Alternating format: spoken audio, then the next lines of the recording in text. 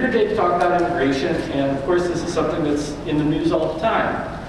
But we're going to talk a little bit more about parts of the immigration issue that you don't necessarily see and hear on the news all the time. The real story of American immigration, the full story, is much more nuanced. Yes, there are thousands of undocumented immigrants coming across the southern border every month, and that's created an asylum crisis that's gone from Brownsville to Buffalo. But that's just part of the immigration story. Other parts are much more positive.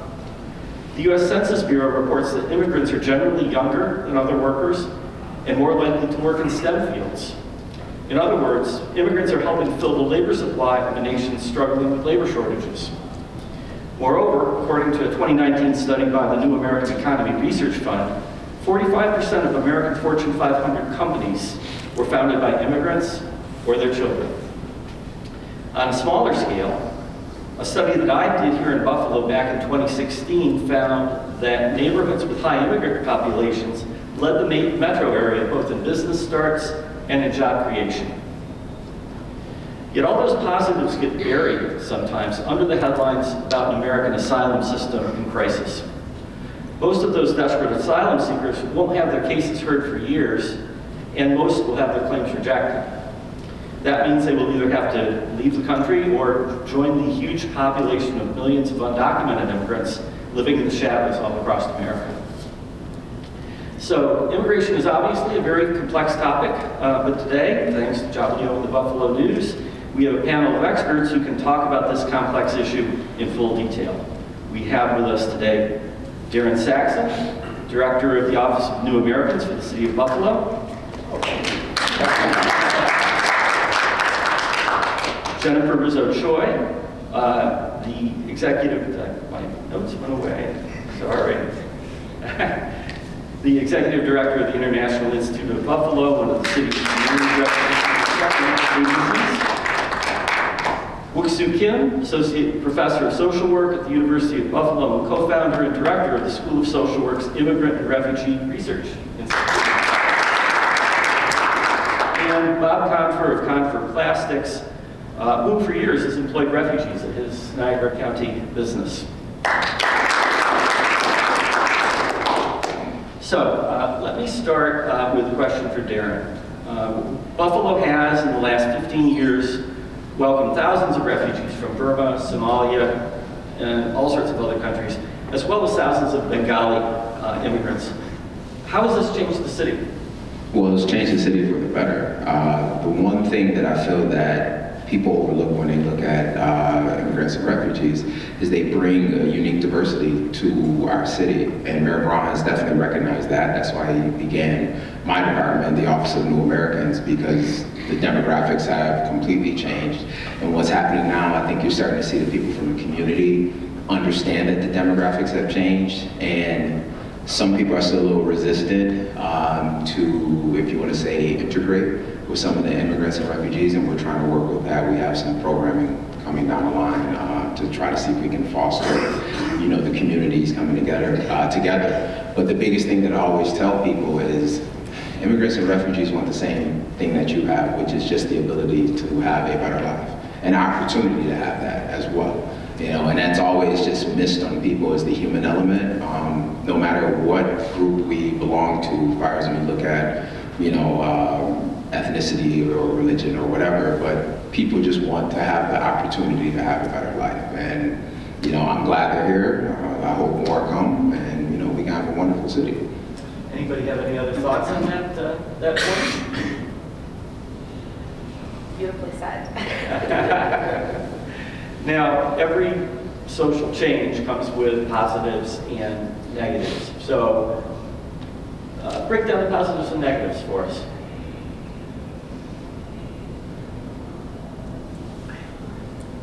Jennifer, why don't you try that? I think I would defer to our company owner here to talk about the positives, because there's an amazing economic boom that's happening due to new labor supply coming in. Darren already talked about the other positive, which is diversifying our region, which is great. Buffalo's been an international crossroads for a century, though. Let's think about this. Let's go back 100 plus years to my family coming as Italians Germans even before that, the Irish, the Puerto Ricans, all the way through the post-war years, Jewish refugees down to Vietnamese, people from the Balkans, and today's populations. They've shaped our country. They've shaped our cities specifically, and we are so global and international today because of that. Having people come in now means that we're seeing so much growth. The West Side is an international hub of different types of foods. There's small businesses being started. Look at the 43 North competition. That was a lot of immigrant founders. So we're bringing in and we're helping Buffalo for the first time grow. The last census in 2020 showed population growth specifically in the foreign-born. 10% of the city's population is foreign-born, so that's only positive. I really would be hard-pressed to talk about the negative. To me, the negative is the political stuff and the policy stuff that has not been touched for years. But I would ask Bob to talk about what it's like to be able to fill your workforce with people who are able to help you move your company forward. You're anticipating my next question.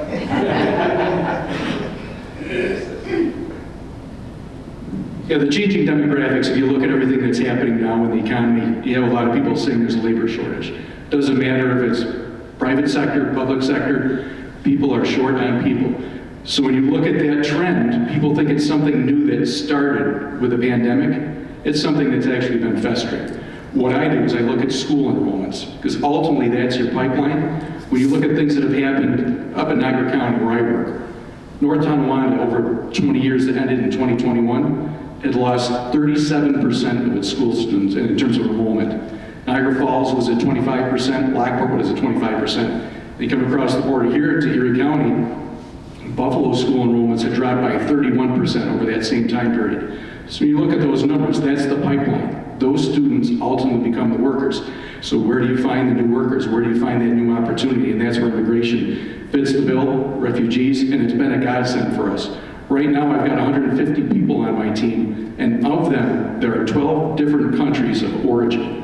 And when you look at that, there's probably 14 different languages that are spoken, and it works out incredibly well for us. The way we look at it is, as he mentioned, when you look at it is, in a way, the American dream. The American dream drives what we do in the manufacturing business, because we're providing the American dream not only to our customers, but to everyone within our building. So all my coworkers, how do we make everything better for them? Those individuals that came here from Burma, places like that, or Sudan, they came from a literal hell on earth. And when you look at America, that's the heaven for them.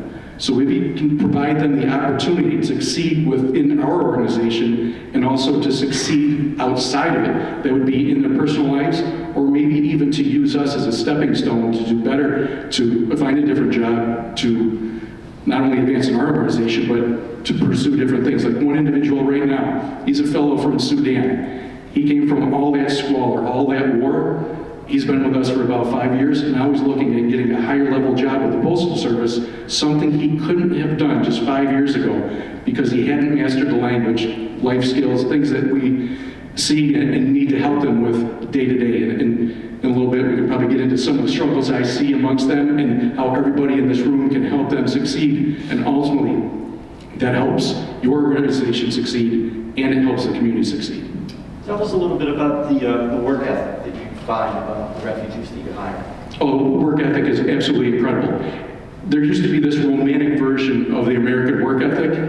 Whether that really stands to be true anymore, yeah, I don't know. But definitely those who are new Americans have that American work ethic. They don't miss time. And I'll throw 2 stories out there about an individual who came to us from Vietnam. He had retired just a couple years ago after putting in 20 years with the company. And he was such a hard worker that he had amassed 13 different properties that he saw as his retirement, that he saw those as being apartments and business rentals. He was such a hard worker that he was taking care of those 13 properties and still working with us. And he was so hard pressed to not miss work that at one time he had a heart ailment at the factory. As we got him out of the factory, he had to wave to me and say that he apologized and was sorry that he had to leave, even though he had that ailment. And another time, he was working on one of his properties in Buffalo. Someone shot it up while he was in there. Luckily, he was with a .22. He took a .22 bullet in the base of his skull, and he still came to work, and I had to force him to leave to seek medical attention. So that's the incredible amount of work ethic and care that individuals have from other countries, and you need to take advantage of that. Now, the people you employ and a lot of the people that Dr. Kim would work with are refugees. People who worked very hard overseas to get here through a federal system that was established in 1980.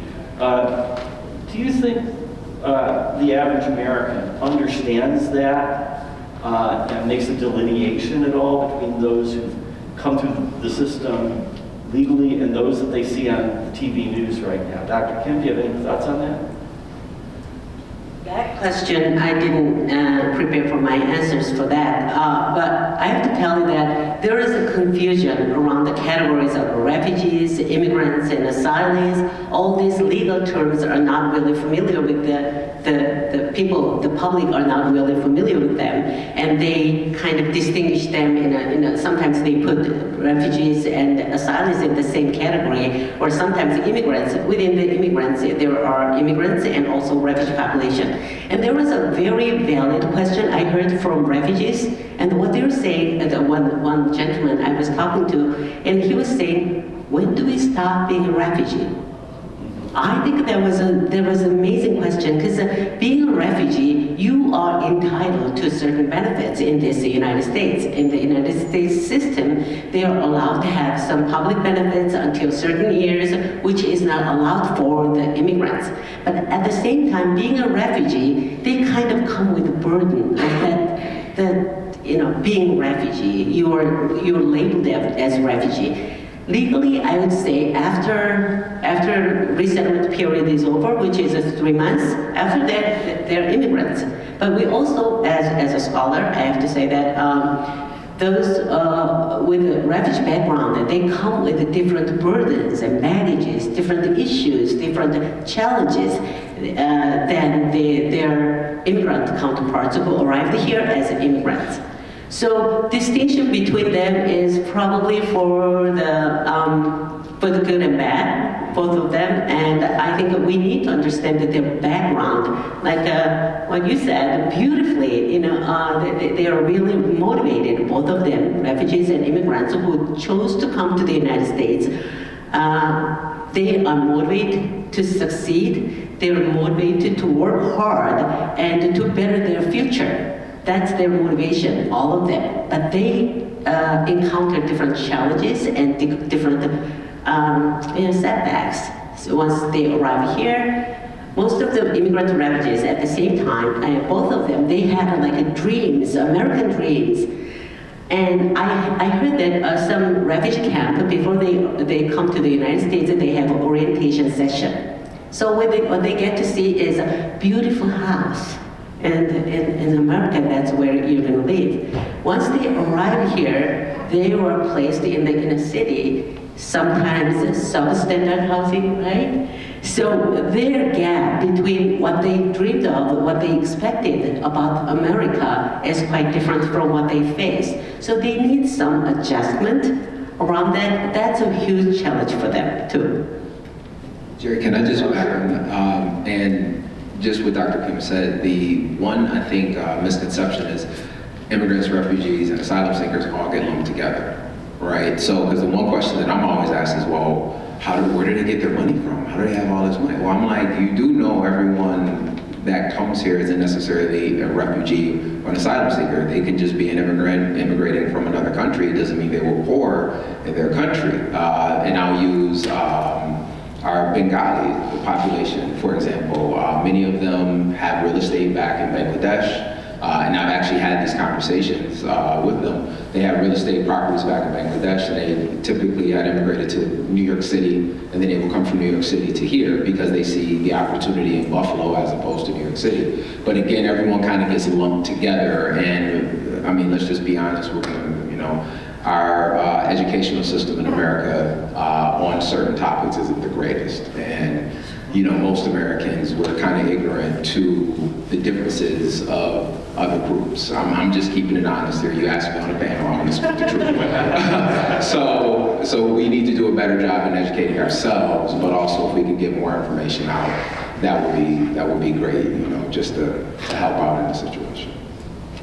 If I could add on that, I guess I try to spend a lot of my time educating on the legal statuses. status. I'm an immigration lawyer, and you're right, everybody gets lumped into one category, because the bad part of this is the policy and the fighting and the fact that our government hasn't resolved the immigration issue in about 40 years. But just to clarify, people's statuses are determined by the law, and it largely traces to what was their journey here. If they were a refugee and they were able to flee their country like Sudan overseas and go next door to a neighboring country where the United Nations has set up camp, they then begin their process there. And they don't get to choose the US as their home. They could be, everything is decided for them. They have to go through an adjudication. They could then be sent to Australia or Japan or Europe, etc. But they waited in line, if you want to think about it. They waited in line there, overseas, and waited for someone to decide their future. That's different from an asylum seeker, also today referred to as a migrant,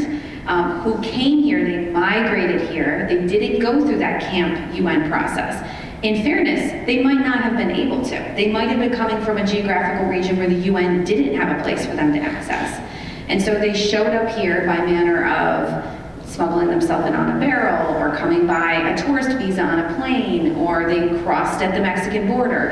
And at that time, they then had to make a claim and say they wanted to stay. And so they then begin their case here. So they're seeking asylum, they're an asylum seeker. It's a very long legal process that's weighed down by a lot of bottlenecks. So that's the problem, because they're not allowed to pay for themselves, they're not eligible for welfare, as Dr. Kim referenced, and there's a long time until they get a decision. If they're granted asylum, then they become an asylee, and then they're a refugee essentially under US law. They're entitled to welfare, they get a work permit, they get the help and support of an agency like the Institute with a caseworker, etc. But they went through their process here on US soil, as opposed to waiting in line over there. And then there's also, just for confusing sake, there's like a whole bunch of other protected humanitarian categories along the way that have come up in recent years, like Ukrainians have a special designation, Afghans have a special designation, etc.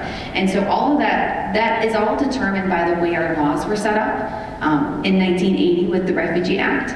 And since then by Congress, to limit these flows in of people and control who's allowed to work in our country. Now, I got the impression when I was doing a series on the refugees from Burma back in 2015 and 2016, that the big growth in the big initial growth in Buffalo's immigrant population was because of refugee resettlement.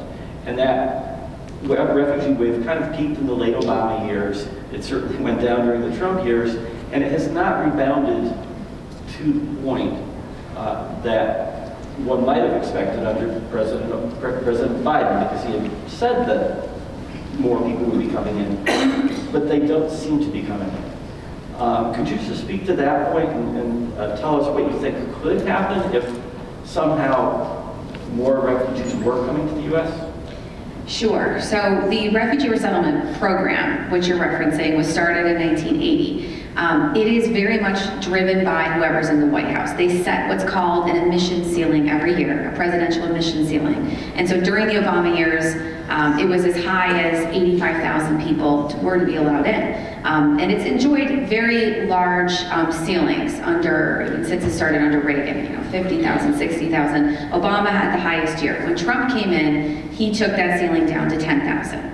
And between that and couple that with the travel ban and a bunch of other stuff going on, and what happened was the pipeline, if you will, the State Department pipeline for international people coming in as refugees, it atrophied.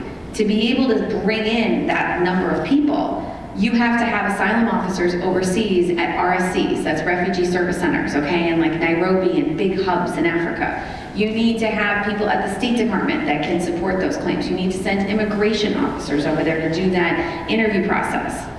I talked about how long it takes to get asylum here. Well, it takes that long over there because you have to go through and verify this person is who they say they are. This is what happened to them. Their claim is credible, especially if they show up without documents to prove who they are, which happens. People flee and they don't have time to grab birth certificates.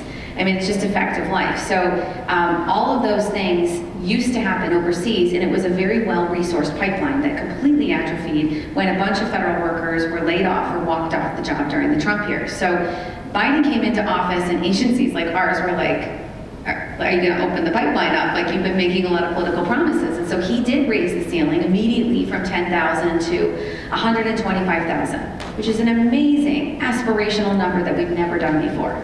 But the reality is that they need to resource that with officers and security checks and all the things we need to do to get people here. So I go to a conference every year with our network to find out about this. And last year, so first Biden year that they put in at 125,000, 44,000 were actually brought in.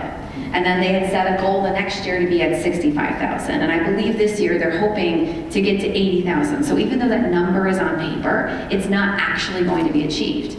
And in the meantime, you look at agencies like ours on the ground. Well, we're a nonprofit agency. We really suffered under the Trump administration because they cut our rivals, which cut our revenue.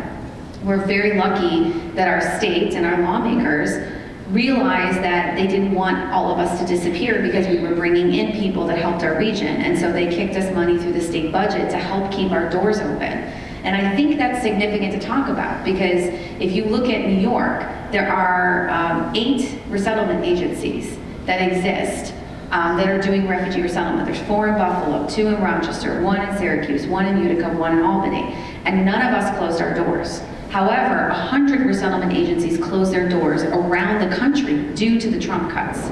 It's unfortunate, it's a fact though. And so they're now trying to restart up. I've heard of agencies contacting us wanting to get certification and get set up at the State Department. So that's a big part of it. It's like you have to resource the pipeline to be able to get that number in. But then you have to have receiving agencies here that have their doors open that can help. So, you know, the political ramifications of changes in administration and rapidly changing that emission ceiling has had untold economic consequences, I think, over the last 5 years.